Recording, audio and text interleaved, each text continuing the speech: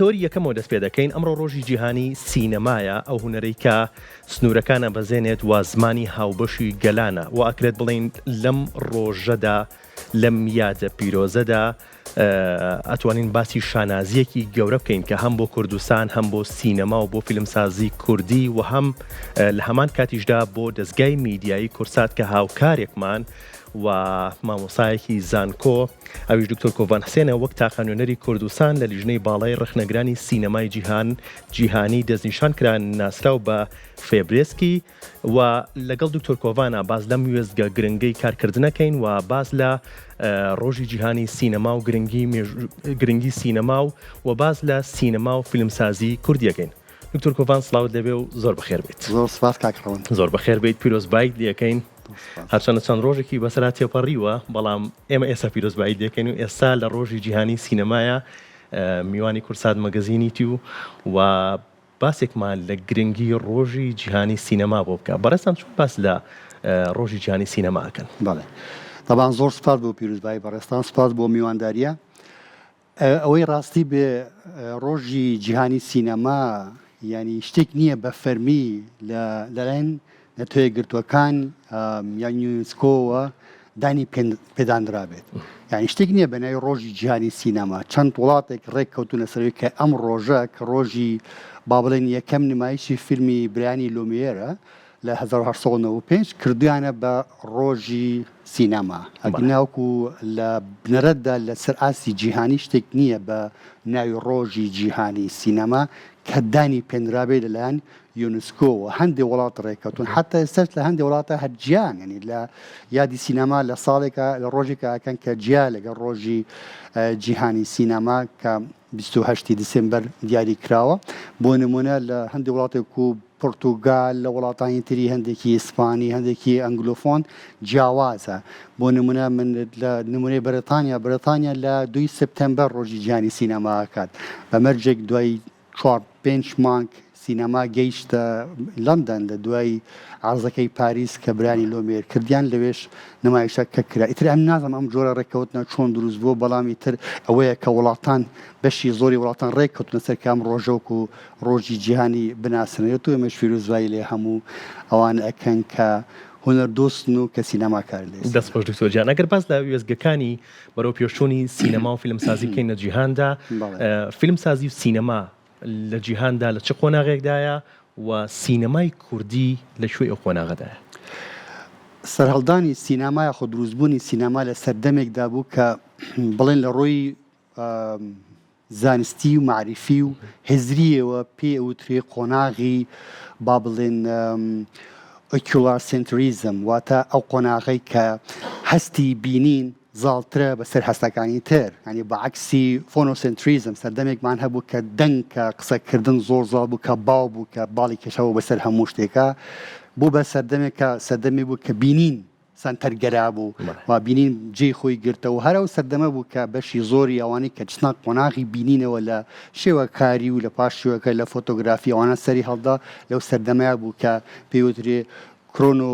فۆتۆگرافی، ینی زەمەنی فۆتۆ زەمەنی وێنە. سینەماش لەو سەردەمەیە سەر هەڵدا، هەرچەند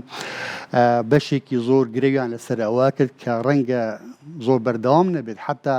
باوکی برانی لۆمێر ئەنتۆنیۆ لۆمێر خۆی وتی سینەما داهێنانەکە بەبێ ئایندە، یعنی ماوەیەکی تر بەسەرە چێ، بەڵام ئەوە تا دوای 130 ساڵ هێشتا هەر بەرەو پێشونەوە لە ئیکۆلۆژیای میدیایشدا ئیبینی سینەما نەک هەر پێگەی خۆی پاراستووە لەگەڵ هەموو گەشە سەندنێکی میدیای خۆیە گونجێنێت، چۆن پێشترۆک و ئامڕازێکی تایبەت بوو ئێستا لەگەڵ تەلەڤیزیۆن لەگەڵ حتا پلاتفۆرمە دیجیتاڵیەکان کە ئێستا هەن ڕۆژ بە ڕۆژ جێی خۆی قایم کردووە و باشترین هێزە تا ئێستاش کە ئەتوانین بڵێن ینی پێداچوونەوەی کە بە فۆرمەکانی تری فێربوون کە ئێمە پێشتر لە ڕێگەی نووسین و لە خوێندنەوە فێربوون، ئێستا ئێمە لە ڕێگەی وێنەوە معریفەمان پێگا دیدگامانە گۆڕێ دەربارەی ژیان و بینین جیهان بینینمان بۆ شتەکانی لە ڕێگەی سینەماوە دیاری کرێت. باشە، بەشی دووەمە پرسیارەکەم باسم لە سینەمای کوردی کە سینەمای کوردی لە کوێ قۆناغەیە؟ بەڵێ سینەمای کوردی تا ئێستا کۆنسێپتێکە کە جەدەلی لەسەرە، تێرمێکە کە زۆر هەڵەگرێ، بڵێن ئارگۆمنت سازە ئایا سینەمایەکمان هەیە بەنای کوردی ئەگەر سینەماک و پیشە سازی بناسێنرێت تەوانەوە مۆزۆیەکی ترە هەیەڵێ سینەما کاتێک وابەستە ئەکرێ بە نەتەوەەوە ئەگەر لە ناو خودی وڵاتەکە خودی نەتەوەکەیە بێت تەوانەوە شتێکە نە من باوەڕم پێی نییە چکە سینەما وانە بەش نیە بەەوە شێوێ ئەستان فیلمی کوردی هەر لە ئەزەلەوە لە دەرەوەی سنوورەکانی خۆی دروست بووە واتە هیچ کات فیلمی کوردی وابەستە نەبوو بە خاکی کوردیەوە چونکە بووە شتێکی باشە بەڵێ نەک باش و خراپە من سروشتی سینەماکە وا بووە حتا ئەو فیلمانەی کە لە ناو کوردستانیشە بەرام هاتوون ئەگەر لە دایاسپۆراشانە بوو بێ لە منفایەک خاکی خۆشی لێ منفا کراوە لێ مەنع کراوە وەکو ئەوانەی کە لەسەر سینەمای کوردی نووسیانە وەکو حەمید نەفیسی و ئەوانە کە لە یۆڵەوە باسەکەن ئەڵێن فیلمێک دروست بووە کە لە خاکی خۆیان لە ناو خاکی خۆیان نەفی کراوە خۆمان باسیە واکەن ینی هیچ کاتێ سینەمای کوردی سینەمایەکی یەکڕەگ نەبووە هایبرد بووە دایمەن دوو ڕەگ بووە فرە ڕەگ بووە فرە چەشن بووە شتێک بووە کە هەمیشە طبعێکی ترانسناشنالیتی هەبووە فرە نەتەوەیی هەبووە فرە خاکی هەبووە چەند خاکێک فرە ناسنامەیشی تیا دروست بووە طبعا ئەو تەوژوانەی کە هەبووە پێشتر ئەگەر فیلمێک لە خاکی ڕۆژهەڵاتەوە بەرەم هاتبیان لە باکوور و بەرەم هاتبێ دایمەن هەڵگری دوو جۆرە کەلتور بووە دوو جۆرە ناسنامە بووە کە نەیتوانێت خۆی لە قورتاکە ئەگەر لە دایاسپۆراشە دروست بوو بێ عینەن شتە بەڵام سینەمایەکێت کە ناکرێمە وابەستەی بکەین بە چی بەوەی کە تەنها بڵێن ئەبێ بیکەین بە کوردی بوون سینەمایەکی تایبەتە سینەمای کوردی یعنی هەندێک کەس دەڵێ ئەگەر فیلمێک بە زمانی کوردی بەرەم ناتبێ ڕەنگە فیلمێکی کوردی ڕاستە زمان یەکێکە لە ماکە پێکەنەرە سەرەکانی ناسنامە کە وابەستە بکەین بە نەتەوە بەڵام مەرج نییە سینەما بخۆی خاوەن ڕێزمانی زمانی تایبەت بە خۆی هەیە ئەگەر فیلمێک خۆی بێدەنگ بێت چۆن ئێمە وابەستە بکەن بە نەتەوەیان شوێنێکی دیاری کراوە بۆیە سینەمای کوردی سینەمایەکی تایبەتە سینەمای ترۆمایە سینەمای فرە ڕەگە سینەمای فرە شوێنە و ئێستا لە قۆناغێکی زۆر باشدە من بە تایبەت ئەگەر کۆمەڵێک برادەری لێم عاجز نەبن لەسەر دەستی کۆمەڵێک فیلمسازی هەرێمی کوردستان باشووری کوردستان توانیویانە لە مەحفەلی نێودەوڵەتیە لە فستیڤالەکانە جێی خۆیان بکەنەوە کۆمەڵێک گەنجمان هەیە ئێستایان بینن دەرچووی زانکۆکانن خەڵکی ترن کایبینین فیلمی زۆر باش دروستەکەن و تەوژمێکی نوێ لە سینەمای کوردی بەرەمەهێنن وتە جێ دڵخۆشیە بەڵێ جێ دڵخۆشیە کە ئێستا بەرەو پێشوونی باشە بینی سەدا من لەگەڵەوەیان بەرەوە پێشوونی زۆر باشە هەچەند لە ئاست و مۆحی سینەما کاراکان خۆیاندا نییە ئەین چاوەڕی زیاترەکەین بە تایبەت دەڕووی بەرەمهێنانەوە پرۆسەی بەرەمهێنان باش نییە ینی با بڵێن وەکو پێویست نییە ئەکرێ دامێکی زیاتر هەبێت بەڵام من دایمەن لەگەڵ ئەوانیم من لەگەڵ با بڵێن کۆنتەتی نیم هەتا فیلم زۆر بێ سینەمایەکی باشمانە بێ مەرج نییە ئەوە ڕاست بێ هیچ وڵاتێک هەندەی بڵێن نۆلیوود فیلمی نییە وانە بەڵام لەسەر ئاستی جیهانیان نەناسراوە ڕەنگە وڵاتێکی وەکو دەوروبەری خۆمانە بینین کۆمەڵێک فیلمی کەمی هەیە ساڵانە بەڵام لەسەر ئاستی جیهانی پێشوازێکی زۆر لێکرێ کەواتە کۆڵەتی فیلمەکان زیاتر مەبەستەوە نەک ژمارەیەکی زۆر لە فیلم چەندێتی گرنگ نییە چۆنیەتی گرنگە باشە دکتۆر کە باس لە سینەماکەین باس داواکەین کە باڵیۆزی کەلتوری نەتەوەیە کە تا چەند سینەمای کوردی ئەم باڵیۆزە ڕاستەقینەیە بۆ کەلتوری کوردی و تا چەند دۆزی کوردی چیرۆکی کوردی گەیاندووە بە جیهان ئەوە بەستەیەکم بە پرسیاری پێشووترێک کە وەکو سینەما چکە سینەما کە وەکو پیشەسازی بوو نەتەوەیەک بێ بۆ ئێمە فۆرمێکی بینینسازی گزارشکاریە بۆ نەتەوەی کورد ئێمە لە ڕێگەی سینەماوە نەتەوەی خۆمان بە جیهان دەناسێنین سینەما ئێمە چۆن وەکو بێندێک ئەڵێ ئێمە لەسەر شاشەکان لەسەر وەرەقەکان لەسەر کاغەزەکان نەتەوە دروستەکەین لەسەر سینەمایمە نەتەوەی دروستەکەین ناسنامە دروستەکەن بە جیهانی ئێمە ئەوەین بۆ کورد باشترین چەکە کە خۆی بە عالەم بناسیێ بە جیهان بناسێنێ ڕەنگە هیچ هەوڵەکانمان زۆر سەر ئاسی کەلتوری بەڵام ڕەنگە هەمویان هێندەی فیلمێک نەتوانن کاریگەری خۆیان کە لەسەر ئاسی مەحافلی نێودەوڵەتی بەڵێ بێگومان باشترین فۆرمی کەلتوریە بۆ گەیاندن بۆ دروستکردنی ناسنامە بۆ هەموو ڕۆیە کراوە وەکو پێویست نا هۆکار چییە؟ هۆکارەوەیە بەشێکی زۆری ئەو فیلمانەی کە لە هەرێمی کوردستان هەجار بەرهەم ئەهێنرێت بۆ ناوخۆی کوردستان بەرهەم ناهێنرێت یعنی دوو بەڵین دوو شتی جیاواز هەن بینەری کورد هی فیلمی سینەمایی هەندێک جار خۆی بە نامۆ بینێ بە سینەمای خۆی چکە ئەو فیلمەی کە بۆ لە هەرمی کوردستان با بڵێن لە ناو کووردا دروستە کرێت مەبەستی فستیڤالی نێودەوڵەتیە هەندێک جار بۆیە تاکی کورد خۆی تیا نابینێتەوە طبعا ئەوە من ناڵم شتێکی خراپە ئەکرێ شتێکی باش بێت بەڵام کە تۆ فیلمێکی دروست کرد بۆ نیش ئۆدیۆنس بۆ بینەرێکی لە دەرەوەی وڵات بێ ڕەنگە ئەو بە دوای شتێکی تر ئاگەڕێ لە فیلمەکەی تویان نەک ئەوەی کە تۆ مەبەست بێ پەیوەندی بە چیرۆکەوە هەیە دکتۆر پەیوەندی بە زۆر بینەری ئەمە حەز بە چیرۆکی سادە بکات کە خۆی تیا ببینێتەوە من پێم وایە وابەستەیە بەشتی گەورەترەوە سیستەمێکی گەورەتر هەیە کەوا لە ئێمە ئەکا فیلمەکانمان بەو شێوە بەرهەم بهێنین ئەویش سیستەمێکی زۆر گەورەترێک کە لەسەر ئاستی نێودەوڵەتیە کورد وەکو کورد نابینێت کورد وەکو ئۆبجێکتێک ئەبینێت کە چێژی لێ ببینێ وەکو شتێک ئەگزۆتیکە سەیریکە ینی من قسەیەکی چیا بڵێن کیا ڕۆستەمین بینێتەوە کاڵێ فیلمەکانی ئێمە ڕێبەرێکی گەشتیاری نییە بۆ تۆی ئەوڕۆپی چێژی لێ ببینی فیلمی ئێمە چێ ناسنامەی ئێمەیە باشە بۆیە هەندێک چێڕۆک دروست ئەکرێت لەناو کووردا بۆ ئەوانجێی سەرنجە مناڵێکی سەقەت نازم لە ناوچێکی دوورە دەستنا بۆ ئەو شتێکی زۆر سەرنج ڕاکێشە بەڵام مەرج نییە ئەمە گزارش لە نەتەوەی کورد بکە لە شوێنی کورد بکە وایە ئەو بەستە باشە دکتۆر کە باس لە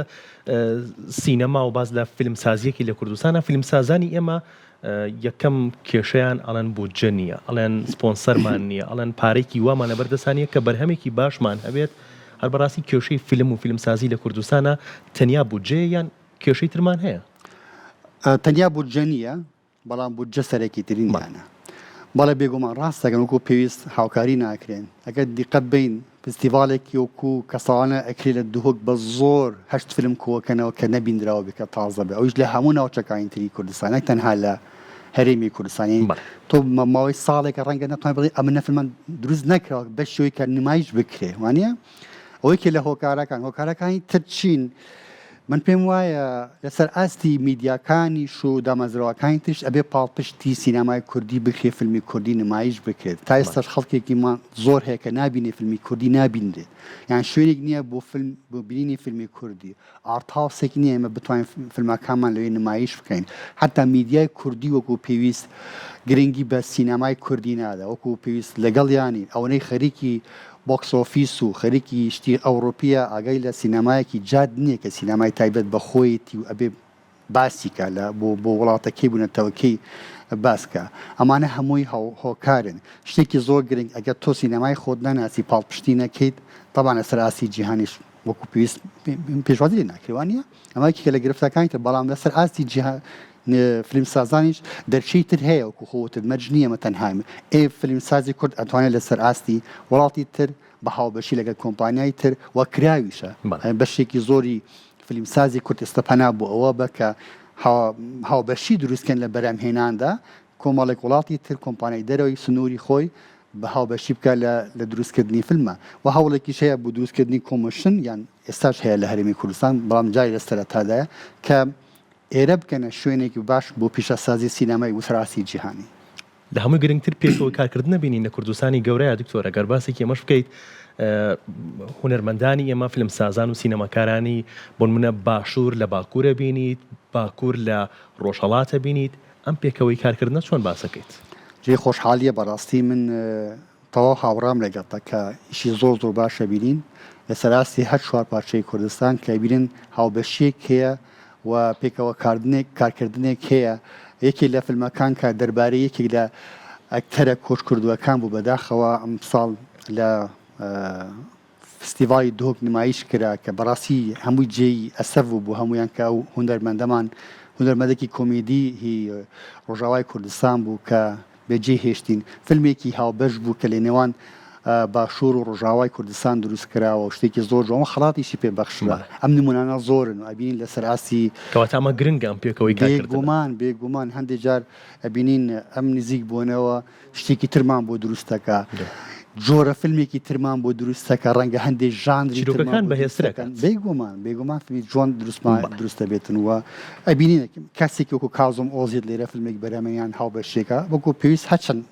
دەرگای بوو نەکراوە بەڵام هیوادارم بتوان زیاتر کار بکەن. باشە دکتۆر چۆن باز لە نمایشکردنی کارەکانی دەروی کوردستانەکەیت بۆن منە فیلمێکی فەڕەنسی ئەمڕۆ و ئەم ئێوارەیە لە سینەما سالم نمایشەکرێت بەڕێزیشت بانگشت کرابووی بۆیە بەڵام لەوە بەرنامەکە سۆنیاخان نەیهێشت و نەوتوانی کە بچیت بۆ بینەری فیلمەکە بیت بەڕێستان چۆن باز لە گرنگی ئەم چالاکیان ناکەن. زۆر گرنگە ئەم جۆرە ئارتهاوسانە کە ڕێگەیان ینی ئەو سینەما سالمیان هەر شوێنێکی تر کە ڕێگە ئەیە فیلمێکی لەم چەشنا فیلمێکی ناکۆمێرشاڵ بڵێن ئارت یان فیلمێکی تر لەویە نمایش بکرێت کە بەشدارە لە پرۆسەی با بڵێن معریفە هەزری نەک شتێکی تر کە ئەچنە بۆکس ئۆفیس و باسیەوە نەکەینەوە زۆر گرنگەوە بەشێکە لە ئاڕۆگۆڵی کەلتوری لە نێوان هەم هەرێمی کوردستان ئەم ناوچەیە لەگەڵ وڵاتانی دی جیهانی ئەو پرۆژەیە تاوان پرۆژێکی زۆر گرنگە کە لەسەر ئاستی وڵاتی فەڕەنسا لە هەرێمی کوردستان لە سلێمانی دەستیان پێ کردووە بە جێی دەستخۆشیە و بەڕاستی ئەمە سێم چوارەم عەرزە پێم وایە هەیەە لە تەواوی کارەکانیش بە ژێرنووسی زمانی شیرینی کوردی نووسی بۆ کراوە. بەڵێ خۆزگە لەگەڵ ئەوەشە هەموو هەفتەیەک یان هەفتەی چەند جارێک فیلمێکی کوردیش هەبووایەوە بەم شێوەیە دابنرایە بەڵام هەر تەنها نمایش نەبێت بەڵکو گفتوگۆ دیبیت هەبێت لە پاش بینینی فیلمەکە چکە فیلم پاش بینین هیچ سوودێکی نابێت ئەگەر گفتوگۆی لەسەر نەبێت ئەگەر قسەکردن نەبێت ئەگەر لەسەری نەنووسرێت ئەگەر لەسەری باس نەکرێت ئەگەر نەگەێنرێتە وڵاتانی تر ینی من کۆمەڵێک خەڵکی ئەکادمیستە بینم کێن بۆ ئێرە بە دوای سەرچاوێک ئاگەڕ لەسەر سینەمای کوردی کە بەداخەوە نیمانە یعنی ئەوە بۆ خۆی جێی ینی ئەسەفە کە نەمان توانیوە بە زمانە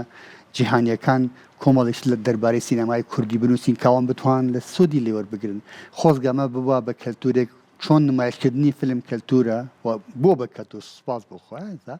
ئەوش بێ بە کەلتورێک وان بتوانین مناقشە و دیبیت و حتا ڕخنا لە فیلمەکانمان بگرین بەدڵێکی گەورەوە. دکتۆر باس لە ڕخنە کرد بەڕێستان دەستنیشان کراون بۆ وەکو نوێنەری کوردستان با بڵێن لە لیژنەیەکە دەستنیشان کراون کە لە هەفتە فیستیڤاڵی جیهانیە خەڵاتە بەخشێت چۆن باس لەم وێستگەی کارکردنتانەکەن؟ بەڵێ سەراستی فستیڤاڵی دوهۆک ساڵانە ئەم لیژنەیە کە فبرسکی پێوترێ فدراسیۆنی ڕەخنەگرانی سینەمایی کە چەندین ساڵە لەو بوارە ئیشەکە و لەسەر ئاستی وڵاتانی بڵێن فستیڤاڵە معتەرەفەکان دادەن پێنراوەکان زیاتر ئیشەکات هەموو ساڵێک کۆمەڵێک کەسیان دەستنیشانەکرد کە لە یەکێن لە وڵاتی ئەڵمانیا وڵاتانی تری ئەمریکی فەڕەنسی ئەوانە هاتن لەناو کوردستانە